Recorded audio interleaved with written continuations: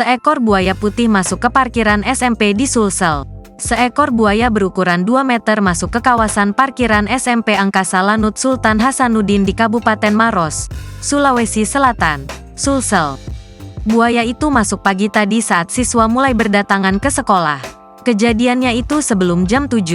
Ada kelihatan buaya di dekat parkiran.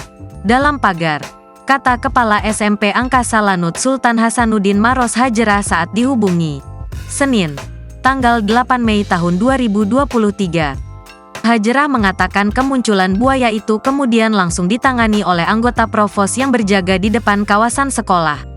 Buaya tersebut ditangkap dan dimasukkan ke dalam karung.